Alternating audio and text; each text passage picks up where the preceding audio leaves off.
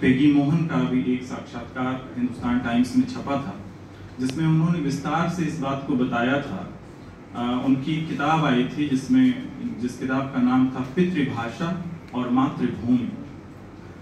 इसी तरह का एक और संगोष्ठी दिल्ली में आयोजित हुई थी, उसमें भी कुछ विद्वानों ने इसी प्रकार की बात रखी थी कि दरअसल भाषाओं का जो प्रसार है, भाषाओं का जो विलुप्त होना है, दोनों ही इस पितृभाषा की चुनौतियों से जुड़े हुए हैं। इसका मतलब ये है कि चूंकि ज्यादातर पुरुष ही प्रवासी रहे हैं हर काल में, और वो खोजी, जाहिर सी बात है कि वो खोजी प्रवृत्ति के रहे हैं, उन्हें खोजना पड़ता था, उनकी मजबूरी भी थी।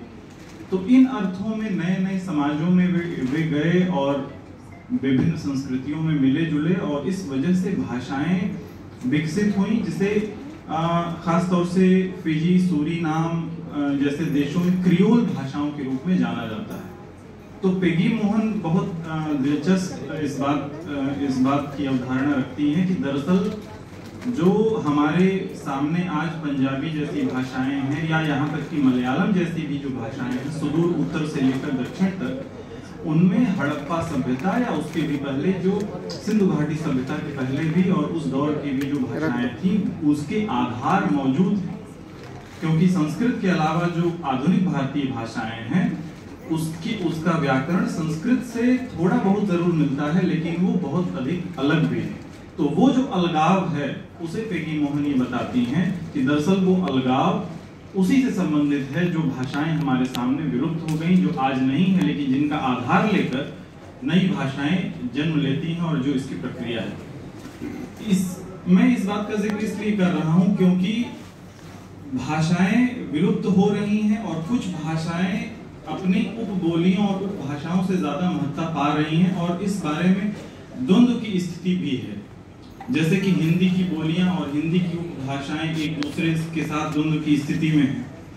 भोजपुरी, मगही, मैथिली, अंगिका, वज्जिका, तमाम सारी जो बोलियां और भाषाएं हैं, वे अपनी भाषा होने के लिए 8वीं अनुसूची में आने के लिए संघर्ष कर रही हैं, और ये इस बात पर भी बार बार जोर दे रही हैं कि दरअसल हिंदी अनेक भाषाओं और बोलियों को खा जा रही है।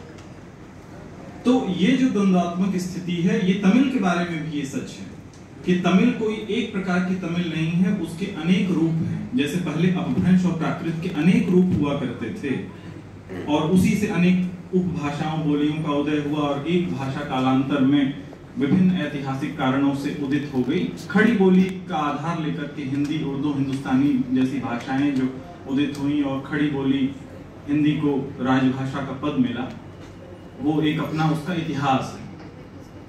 तो इस संदर्भ में भारतीय भाषाओं की ज्ञान परंपरा में क्या समस्याएं हैं, इसको नई शिक्षा नीति 2020 में कायदे से रखा गया है। सरकार की कई प्रतिनिधियों द्वारा तमाम इस पे चर्चाएं हो रही हैं। राकेश जी ने कहा भी कि जब से नई शिक्षा नीति आई है, तब से लगातार भारतीय ज्ञान परंपरा पर अनेक seminar, refresher course, orientation course चल रहे हैं, और लोग इस पर चर्चाएं कर रहे हैं। इसकी चुनौतियों पर भी लोग विचार कर रहे हैं, और वो चुनौतियां बदस्तूर अभी भी जारी हैं। और वो ये है कि मातृभाषाओं में मानक किताबें उपलब्ध नहीं हैं। मातृभाषाओं में लोग लिखना नहीं चाहते हैं। आप किसी भी भाषा के हो, मगही के हो, अंगिका के हो, वज्जिका के हो, बंगाली के हो, लेकिन अगर आप हिंदी में पढ़ रहे हैं या अंग्रेजी में पढ़ रहे हैं, आप फ्रेंच सीख ले रहे हैं, लेकिन आप उस अपने महान विपुल ज्ञान का आप कितना प्रतिशत अपनी मातृभाषा को दे रहे हैं? क्या आपने एक भी पुस्तक अपनी मातृभाषा में लिखी?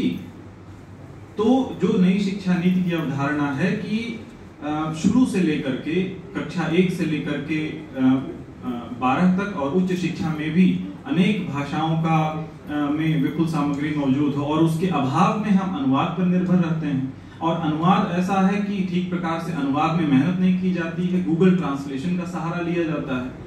सरकार के जितने भी बजट, इकोनॉमिक सर्वे जैसे डॉक्यूमेंट्स हैं, जितने भी वैधानिक उनके दस्तावेज हैं, सब के सब पहले अंग्रेजी में आते हैं, उसके बाद उसका मशीनी अनुवाद करके उसको सीधे सीधे उसको बाइंड करके मार्केट में रख दिया जाता है। आप एक तुलना कर सकते हैं, आप बजट पढ़िए, हिंदी का बजट और अंग्रेजी का बजट। हूबहू बिल्कुल ऐसा अनुवाद किया गया है कि कई सारे शब्दों को आपको लगेगा कि आप समझ ही नहीं पा रहे हैं, उससे आसान तो अंग्रेजी है। तो ये दोनों जो चुनौतियां हैं, अनुवाद की चुनौती और मानक सामग्री न होने की चुनौती, और मातृभाषा में हीनता बोध की चुनौती जिसकी वजह से हम लिख नहीं रहे हैं, ये चुनौती नई शिक्षा नीति के तहत अभी भी सामने है। इस हीनता बोध से छुटकारा कैसे पाएं? अंग्रेजी की मानसिकता या हिंदी का खुद एक भद्रवर्गीय मानसिकता जो बन गई है, उससे छुटकारा पाकर के हम अपने ज्ञान को फिल्टर कैसे करें नीचे तक, इस पर ध्यान देना होगा। और जैसा कि पेगी मोहन कहती हैं, मैं फिर एक बार संदर्भ देता हूं कि जो भविष्य की लड़ाई है वो वहीं पर लड़ी जाएगी, चाहे हिंदी हो चाहे तमिल हो, इनके पास विलुप्त होने का खतरा मौजूद है। और भविष्य की लड़ाई है कि अगर ये अपने शोध को अंजाम नहीं देते हैं हिंदी में, अगर सॉफ्टवेयर का डिजाइन नहीं करते हैं, तो इन भाषाओं का कोई महत्व नहीं रहेगा। आप सिर्फ एक अंग्रेजी के अनुवादक बन के रह जाएंगे। कब तक आप अनुवाद का सहारा लेंगे? गूगल सर्च करेंगे, बिंग सर्च करेंगे, लेकिन आप हिंदी में सॉफ्टवेयर राइट करिए ना, लिखिए। इतने सारे इंजीनियर्स हम पैदा कर रहे हैं, लाखों इंजीनियर, उनमें से कोई एक इंजीनियर क्यों नहीं सॉफ्टवेयर लिख रहा है? तो ये सारी समस्याएं हैं, यानी कि विज्ञान और तकनीक जो वास्तव में बहुत तेजी से, त्वरित गति से बदलाव कर रही है, जब तक हम भाषाओं में वहां परिवर्तन नहीं करेंगे, तब तक हम इस लड़ाई को, भाषा की लड़ाई को और ज्ञान प्रसार की लड़ाई को जीत नहीं पाएंगे। धन्यवाद।